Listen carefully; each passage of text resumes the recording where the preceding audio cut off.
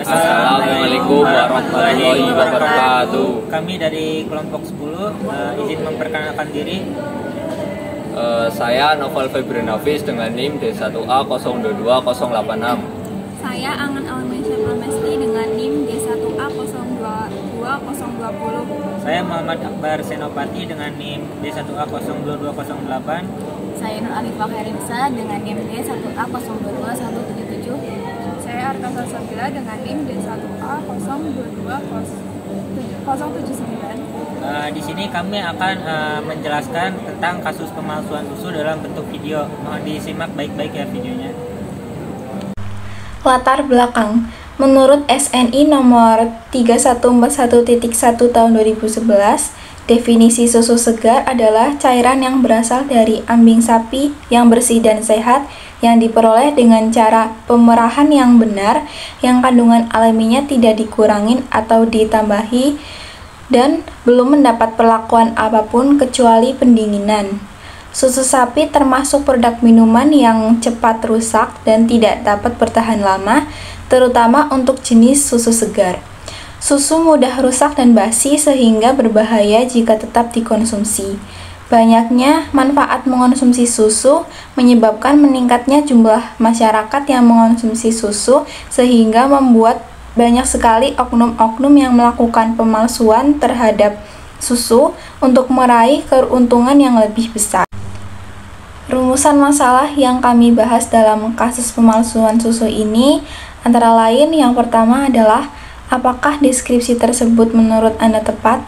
Yang kedua, apakah faktor-faktor penyebab terjadinya hal tersebut dikaitkan dengan perubahan-perubahan pasca panen susu?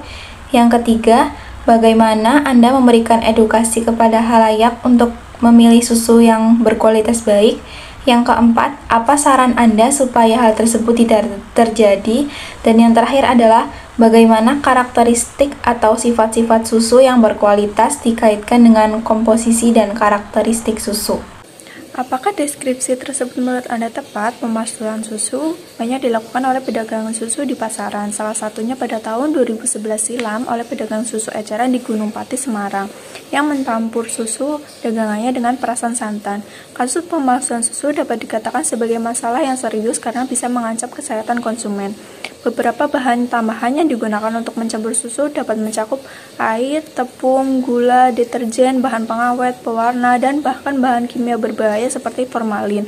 Penggunaan bahan-bahan ini tidak hanya merugikan konsumen dari segi kesehatan, tetapi juga melanggar aturan dan standar keamanan pangan.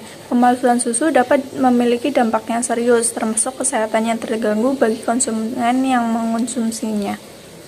Selanjutnya, apakah faktor-faktor penyebab terjadinya hal tersebut dikaitkan dengan perubahan-perubahan pasca panen susu? Yang pertama, warna putih ke kuning susu bisa berubah dengan penambahan beberapa bahan lain yang bertujuan untuk memberikan efek warna putih atau kuning terhadap susu yang akan dijual. Selain itu, aroma susu yang khas juga bisa mengalami perubahan dengan penambahan bahan-bahan lain. Juga karena hanya dengan rasa susu yang bisa ditambahkan dengan perasa seperti air, tajin. Selain itu, penambahan susu dengan tepung untuk menambah kekentalan susu, penambahan santan ke dalam susu, dan yang paling berbahaya adalah penambahan bahan kimia ke dalam susu yang dijual. Selain pemalsuan susu menggunakan bahan-bahan tersebut, produk ini juga dapat rusak karena kontaminasi mikroorganisme. Salah satu kontaminan susu adalah mikroorganisme yang mengontaminasi pada saat proses pemerahan, seperti pemerah, ternak, alat-alat yang digunakan yang tidak dibersihkan sebelum digunakan.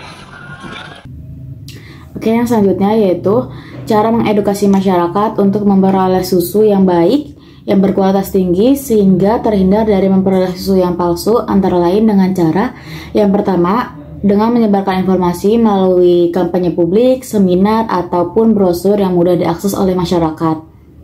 Nah, yang kedua itu melakukan pelatihan langsung kepada produsen susu tentang pengolahan susu yang baik sehingga memperoleh susu yang berkualitas. Yang ketiga yaitu meningkatkan pengetahuan masyarakat tentang cara membaca dan memahami informasi pada kemasan susu agar mengetahui kandungan gizi yang terdapat pada susu tersebut. Dan yang terakhir adalah menggunakan media sosial dan influencer untuk menyebarkan informasi tentang pentingnya memilih susu yang berkualitas tinggi untuk mendapatkan manfaat dari susu secara optimal. Saran agar hal tersebut tidak terjadi, yang pertama melakukan pengawasan dan regulasi yang ketat, kemudian pengujian laboratorium, kemudian label dan sertifikasi, teknologi dan inovasi, pendidikan konsumen, kerjasama dengan industri, yang terakhir sanksi dan penegakan hukum. Kemudian bagaimana karakteristik atau sifat-sifat susu yang berkualitas baik dikaitkan dengan komposisi dan karakteristik susu. Yang pertama, mengandung sel bakteri yang tidak melebihi standar. Kemudian kandungan nutrisi yang seimbang sangat penting. Kemudian tidak dipalsukan dengan penambahan bahan pangan yang berbahaya. Kemudian keberlanjutan dan etika produksi.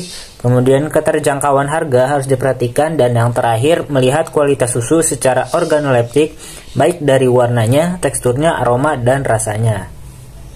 Sekian pemaparan video dari kelompok kami. Wassalamualaikum warahmatullahi wabarakatuh.